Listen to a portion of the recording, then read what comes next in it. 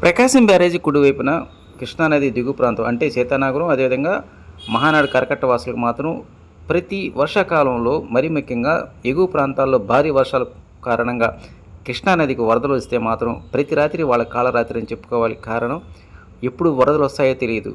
ఏ అర్ధరాత్రి సమయంలో తమ ఇళ్లలో నీరు చేరుతున్నటువంటి భయంతో బిక్కుబిక్కుమంటూ కాలం గడుపుతూ ఉంటారు.